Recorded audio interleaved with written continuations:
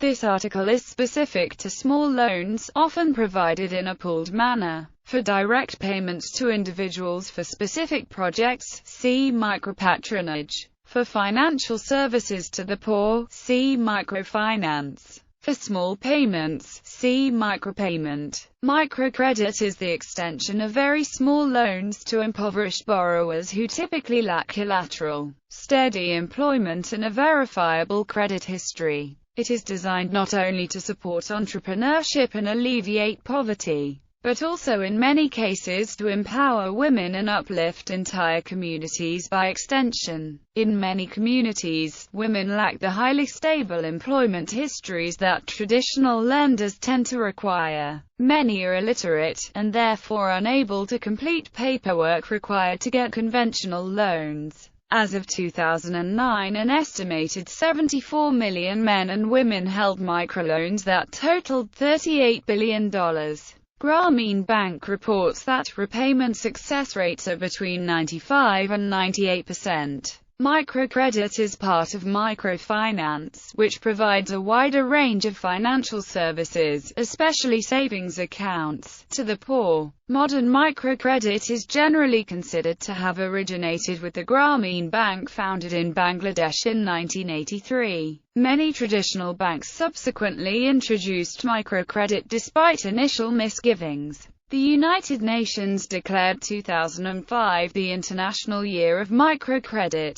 As of 2012, microcredit is widely used in developing countries and is presented as having enormous potential as a tool for poverty alleviation. Critics argue, however, that microcredit has not had a positive impact on gender relationships, does not alleviate poverty, has led many borrowers into a debt trap, and constitutes a privatization of welfare. The first randomized evaluation of microcredit, conducted by Esther Duflo and others, showed mixed results. There was no effect on household expenditure, gender equity, education or health, but the number of new businesses increased by 1/3 compared to a control group.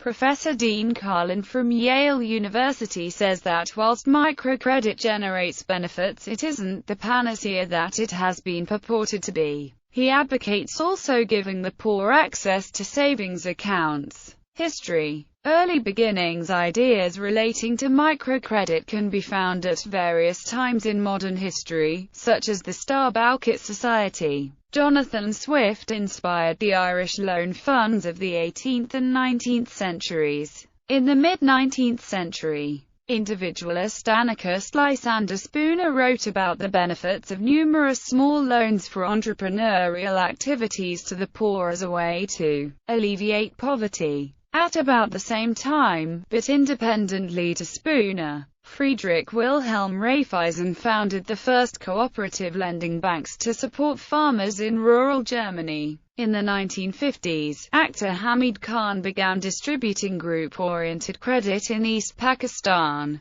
Khan used the Camilla model, in which credit is distributed through community-based initiatives. The project failed due to the over-involvement of the Pakistani government, and the hierarchies created within communities as certain members began to exert more control over loans than others. Modern microcredit. The origins of microcredit in its current practical incarnation can be linked to several organizations founded in Bangladesh, especially the Grameen Bank. The Grameen Bank, which is generally considered the first modern microcredit institution, was founded in 1983 by Muhammad Yunus. Yunus began the project in a small town called Jobra, using his own money to deliver small loans at low interest rates to the rural poor. Grameen Bank was followed by organizations such as BRAC in 1972 and ASHA in 1978. Microcredit reached Latin America with the establishment of PRODEM in Bolivia in 1986, a bank that later transformed into the for-profit Banco Zul. Microcredit quickly became a popular tool for economic development, with hundreds of institutions emerging throughout the Third World. Though the Grameen Bank was formed initially as a non-profit organization dependent upon government subsidies,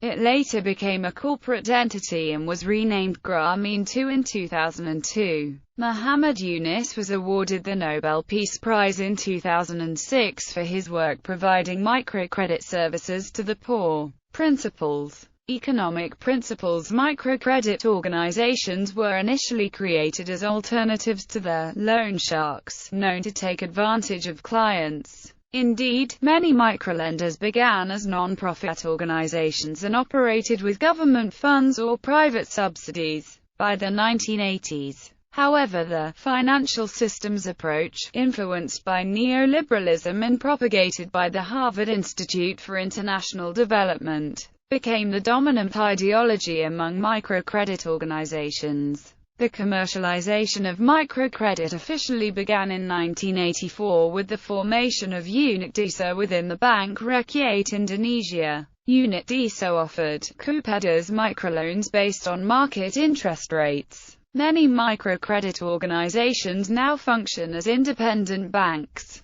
This has led to their charging higher interest rates on loans and placing more emphasis on savings programs. Notably, Unit Desa has charged in excess of 20% on small business loans. The application of neoliberal economics to microcredit has generated much debate among scholars and development practitioners, with some claiming that microcredit bank directors, such as Muhammad Yunus, apply the practices of loan sharks for their personal enrichment. Indeed, the academic debate foreshadowed a Wall Street-style scandal involving the Mexican microcredit organization Compartamos. Even so, the numbers indicate that ethical microlending and investor profit can go hand in hand. In the 1990s, a rural finance minister in Indonesia showed how Unit Desa could lower its rates by about 8% while still bringing attractive returns to investors. Group lending. Though lending to groups has long been a key part of microcredit, microcredit initially began with the principle of lending to individuals. Despite the use of solidarity circles in 1970s Jobra, Grameen Bank, and other early microcredit institutions initially focused on individual lending. Indeed, Muhammad Yunus propagated the notion that every person has the potential to become an entrepreneur. The use of group lending was motivated by economics of scale, as the costs associated with monitoring loans and enforcing repayment are significantly lower when credit is distributed to groups rather than individuals. Many times the loan to one participant in group lending depends upon the successful repayment from another member, thus transferring repayment responsibility off of microcredit institutions to loan recipients. Lending to women. Lending to women has become an important principle in microcredit, with banks and NGOs such as Banco Zol, WWB, and Promuja catering to women exclusively. Promuja also implemented a new strategy to combine microcredits with healthcare services, since the health of their clients is crucial to the success of microcredits. Though Grameen Bank initially tried to lend to both men and women at equal rates, women presently make up 95% of the bank's clients. Women continue to make up 75% of all microcredit recipients worldwide. Exclusive lending to women began in the 1980s when Grameen Bank found that women have higher repayment rates and tend to accept smaller loans than men. Subsequently, many microcredit institutions have used the goal of empowering women to justify their disproportionate loans to women. Examples: Bangladesh. Grameen Bank in Bangladesh is the oldest and probably best-known microfinance institution in the world. In India, the National Bank for Agriculture and Rural Development finances more than 500 banks that lend funds to self-help groups. SHGs comprise 20 or fewer members, of whom the majority are women from the poorest castes and tribes. Members save small amounts of money, as little as a few rupees a month in a group fund. Members may borrow from the group fund for a variety of purposes ranging from household emergencies to school fees. As SHGs prove capable of managing their funds well, they may borrow from a local bank to invest in small business or farm activities. Banks typically lend up to 4 rupees for every rupee in the group fund. In Asia, borrowers generally pay interest rates that range from 30% to 70% without commission and fees. Nearly 1.4 million SHGs, comprising approximately 20 million women, now borrow from banks, which makes the Indian SHG bank linkage model the largest microfinance program in the world. Similar programs are evolving in Africa and Southeast Asia with the assistance of organizations like IFAD, Opportunity International, Catholic Relief Services, Compassion International, CUR, APMAS, Oxfam, Tear Fund and World Vision. Grameen Bank launched their U.S. operations in New York in April 2008. Bank of America has announced plans to award more than $3.7 million in grants to nonprofits to use in backing microloan programs. The ASEAN U.S. network, the U.S. subsidiary of the better-known ASEAN International, has provided over $450 million in microloans since 1991, with an over 90% repayment rate. One research study of the Grameen model shows that poorer individuals are safer borrowers because they place more value on the relationship with the bank. Even so, efforts to replicate Grameen-style solidarity lending in developed countries have generally not succeeded. For example, the Carmedo Foundation tested an analogous peer lending model in 3 locations in Canada during the 1990s. It concluded that a variety of factors, including difficulties in reaching the target market, the high-risk profile of clients, their general distaste for the joint liability requirement, and high overhead costs, made solidarity lending unviable without subsidies. Microcredits have also been introduced in Israel, Russia, Ukraine and other nations where microloans help small business entrepreneurs overcome cultural barriers in the mainstream business society. The Israel Free Loan Association has lent more than $100 million in the past 2 decades to Israeli citizens of all backgrounds. In Venezuela, businessman Victor Vargas, owner of Banco Occidental de Descuenta, established a microcredit program tied with entrepreneurship education. Vargas and Bod set up a network of entrepreneur schools throughout Venezuela. Aspiring entrepreneurs attend a 3-month program. If they graduate, they are given a line of credit in the form of a microloan from Vargas's Bod. In 2015 alone, 20,000 Venezuelans graduated from the program and received microcredit opportunities. Peer-to-peer lending over the web. The principles of microcredit have also been applied in attempting to address several non-poverty-related issues. Among these, multiple internet-based organizations have developed platforms that facilitate a modified form of peer-to-peer lending where a loan is not made in the form of a single, direct loan, but as the aggregation of a number of smaller loans, often at a negligible interest rate. Examples of platforms that connect lenders to micro-entrepreneurs via Internet are Kiva, Zadisha, and the Microloan Foundation. Another www-based microlender, United Prosperity, uses a variation on the usual microlending model. With United Prosperity, the microlender provides a guarantee to a local bank which then lends back double that amount to the micro-entrepreneur. United Prosperity claims this provides both greater leverage and allows the micro-entrepreneur to develop a credit history with their local bank for future loans. In 2009, the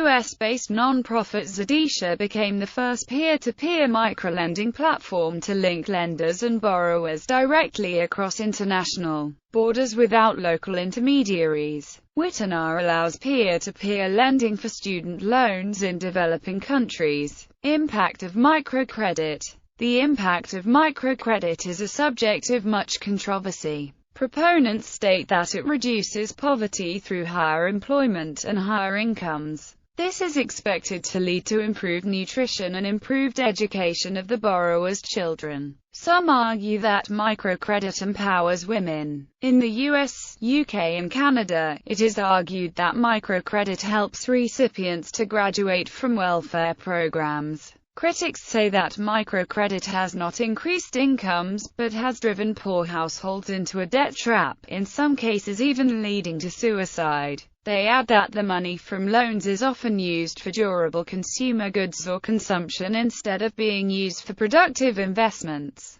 that it fails to empower women, and that it has not improved health or education. The available evidence indicates that in many cases microcredit has facilitated the creation and the growth of businesses. It has often generated self-employment, but it has not necessarily increased incomes after interest payments. In some cases it has driven borrowers into debt traps. There is no evidence that microcredit has empowered women. In short, microcredit has achieved much less than what its proponents said it would achieve, but its negative impacts have not been as drastic as some critics have argued. Microcredit is just one factor influencing the success of small businesses, whose success is influenced to a much larger extent by how much an economy or a particular market grows. Improvement. Many scholars and practitioners suggest an integrated package of services rather than just providing credits. When access to credit is combined with savings facilities, non-productive loan facilities, insurance, enterprise development and welfare-related services, the adverse effects discussed above can be diminished. Some argue that more experienced entrepreneurs who are getting loans should be qualified for bigger loans to ensure the success of the program. One of the principal challenges of microcredit is providing small loans at an affordable cost. The global average interest and fee rate is estimated at 37%, with rates reaching as high as 70% in some markets. The reason for the high interest rates is not primarily cost of capital. Indeed, the local microfinance organizations that receive zero-interest loan capital from the online microlending platform Kiva charge average interest and fee rates of 35.21%. Rather, the principal reason for the high cost of microcredit loans is the high transaction cost of traditional microfinance operations relative to loan size.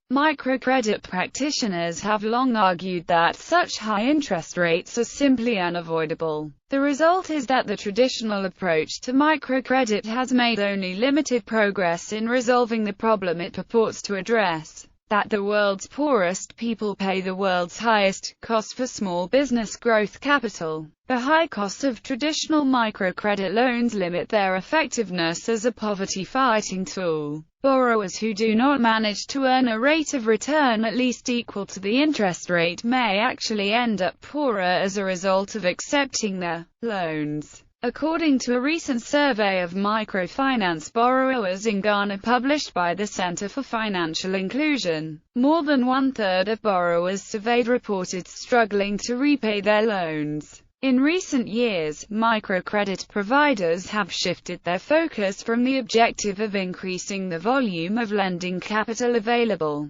to address the challenge of providing microfinance loans more affordably. Analyst David Rudman contends that in mature markets, the average interest and fee rates charged by microfinance institutions tend to fall over time. Bibliography. Following is a selected bibliography about microcredit. Adams, Dale, Doug Graham and J.D. Von Pischke. Undermining Rural Development with Cheap Credit. Westview Press, Boulder, Colorado, 1984. Bateman, Milford. Why Doesn't Microfinance Work? The Destructive Rise of Local Neoliberalism. Z Books, London, 2010. Drake, Deborah, and Elizabeth Rhine. The Commercialization of Microfinance. Balancing Business and Development. Kumarian Press, 2002. Rhine, Elizabeth. Mainstreaming Microfinance. How Lending to the Poor Began, Grew, and Came of Age in Bolivia. Kumarian Press, 2001. Fugler Ang, Andreas and Dale Chandler. Participation as processes growth. What we can learn from the Grameen Bank. Grameen Trust, Dhaka, 1993. Gibbons, David. The Grameen Reader. Grameen Bank, Dhaka, 1992. Harper, Malcolm and Shailendra Vyakanam. Rural Enterprise. Case Studies from Developing Countries. ITDG Publishing, 1988. Hume, David and Paul Mosley. Finance Against Poverty. Routledge, London, 1996. Johnson, Susan and Ben Rogaley. Microfinance and Poverty Reduction. Oxfam, Oxford, UK, 1997. Kidaris, James and Elizabeth Ryan. Characteristics of Equity Investment in Microfinance. ASEAN International, 2004. Kandkar, Shahida R. Fighting Poverty with Microcredit. Bangladesh edition. The University Press Limited, Dhaka, 1999. Ledgerwood, Joanna. Microfinance Handbook. Washington, D.C., World Bank, 1998. Rutherford, Stuart. Asher. The Biography of an NGO, Empowerment and Credit in Rural Bangladesh. Asher, Dhaka, 1995. Small Enterprise Development. Intermediate Technology Publications, London. Todd, Helen. Women at the Centre. Grameen Borrowers After 1 Decade. University Press Limited, Dhaka, 1996. Wood, Jeff D. and I. Sharif. Who Needs Credit? Poverty and Finance in Bangladesh. University Press Limited, Dhaka, 1997. Yunus Mohammed, Mohanjan Bertrand and Lawrence Layman Ortega, Building Social Business Models. Lessons from the Grameen Experience. April-June, Volume 43, N-Degree 2-3, Long Range Planning, 2010. 308-325. Yunus Mohammed. Banker to the Poor. Microlending and the Battle Against World Poverty. Public Affairs, 2003. Padmanabhan, K.P., Rural Credit, Intermediate Tech, PUBL, Limited, London 1988. Jermadize D. al. Financial Systems and Development. What role for the formal and informal financial sectors? OECD, Paris 1991. Robinson, Marguerite S. The Microfinance Revolution, The World Bank, Washington, D.C., 2001. Mauri, Arnaldo. A New Approach to Institutional Lending and Loan Administration in Rural Areas of LDCs, International Review of Economics, ISSN 1865-1704, Volume 45, No. 4, pp. 707-716. Gertz, A.M. Sengupta. Who Takes the Credit? Gender, Power and Control over Loan Use in Rural Credit Programs in Bangladesh. World Development 24. 45-63. DOI 10.1016-0305-750 extension 00124U. Johnson. 1997. Gender and Microfinance. Guidelines for Best Practice. Action Aid UK. Kabir. 1998. Money Can't Buy Me Love. Re-evaluating Gender, Credit and Empowerment in Rural Bangladesh. IDS Discussion Paper 363. IU 1998A. Women's Empowerment and Microfinance Programs. Approaches, Evidence and Ways Forward. The Open University Working Paper No. 41. Rahman, A. Microcredit Initiatives for Equitable and Sustainable Development. Who Pays? World Development 27. 67-82. DOI 10.1016 per seconds 0305-750 extension 00105-3. Cheston, and Kuhn. Empowering Women Through Microfinance. Pathways Out of Poverty. Innovations in Microfinance for the Poorest Families. Harper. Providing Women in Baltistan with Access to Loans, Potential and Problems. Lahore, AKRSP Pakistan. Mutalima. K. 2006, Microfinance and Gender Equality. Are We Getting There? Microcredit Summit, Halifa, Royal Tropical Institute and Oxfam Novib.